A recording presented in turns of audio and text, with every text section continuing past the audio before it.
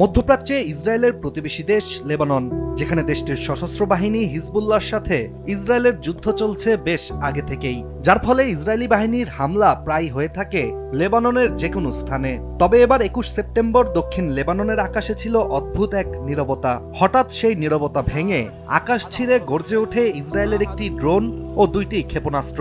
সোজা আঘাত হানতে এগোতে থাকে একটি মোটরসাইকেলের দিকে।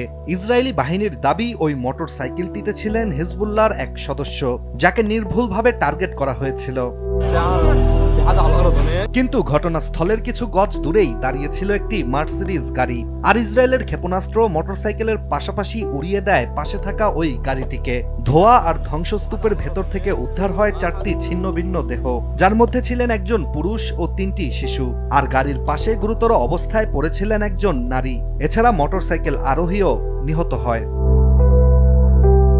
যুক্তরাষ্ট্র ভিত্তিক সংবাদ মাধ্যম CNN এর একটি প্রতিবেদন থেকে জানা যায়, গাড়িতে হামলার শিকার হওয়া 3 শিশু ও একজন পুরুষ ছিলেন মার্কিন নাগরিক। তাদের পাসপোর্ট পরীক্ষা করেই বিষয়টি নিশ্চিত করেছে লেবাননের কর্তৃপক্ষ।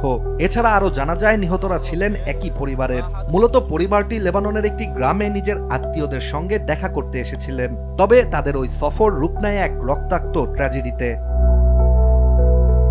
এদিকে ভয়াবহ এই সামরিক হামলার পর ইসরায়েলের প্রতিক্রিয়া এসেছে দ্রুত, যেখানে একটি বিবৃতি পাঠিয়ে জানানো হয়, IDF মূলত একটি হিজবুল্লাহ অপারেটিভকে লক্ষ্য করেছিল, কিন্তু দুর্ভাগ্যজনকভাবে কয়েকজন বেসামরিক হতাহত হয়েছেন। এছাড়া ঘটনাটি বর্তমানে তদন্ত অবস্থায় রয়েছে। তবে এই হামলায় যে মার্কিন নাগরিক নিহত হয়েছেন সে বিষয়ে কোনো বক্তব্য কিংবা জবাবদিহিতা দেয়নি ইসরায়েল। অন্যদিকে ইসরায়েলি বাহিনীর তদন্ত শব্দ নিয়ে শুরু হয়েছে নতুন বিতর্ক, কারণ এই ঘটনায় নিহতরা কেবল বেসামরিকই নয়, বরং ইসরায়েলের সবচেয়ে ঘনিষ্ঠ মিত্র যুক্তরাষ্ট্রের নাগরিক। যেখানে লেবাননের পার্লামেন্ট স্পিকার নাবি বেরি একেবারে স্পষ্টভাবে জানিয়েছেন, নিহত পরিবারটি মার্কিন নাগরিক। শিশুদের হত্যা শুধু ভুল নয়, এটি একেবারে অমার্জনীয় অপরাধ। আর লেবাননের প্রধানমন্ত্রী নওয়াফ সালাম আরও এক ধাপ এগিয়ে এই হামলাকে বলেছেন নির্মম গণহত্যা। তার ভাষায়, লেবাননের ওই গ্রামে ফিরে আসা সাধারণ মানুষকে ভয় দেখাতেই ইসরায়েল এই হামলা চালিয়েছে। তবে সবচেয়ে অবাক করার বিষয়টি হচ্ছে ওয়াশিংটনের প্রতিক্রিয়া। মার্কিন পররাষ্ট্র দপ্তরের একজন মুখপাত্র জানিয়েছেন, লেবাননের ওই ঘটনায় নিহতরা মার্কিন নাগরিক নয়। যুক্তরাষ্ট্রের এই বিবৃতি যেন পুরো দৃশ্যপটকেই আরো বেশি রহস্যময় করে তুলেছে। প্রশ্ন উঠছে, একটি দেশ কিভাবে নিশ্চিত না হয়েই জানিয়ে দেয় নিহতরা তাদের নাগরিক নয়? লেবাননের এই ঘটনায় চাপের মুখে রয়েছে ওয়াশিংটন। সোশ্যাল মিডিয়ায় ঘুরছে ইসরায়েলি হামলায় ধ্বংস হওয়া সেই মার্কিন পরিবারের গাড়ির ভিডিও।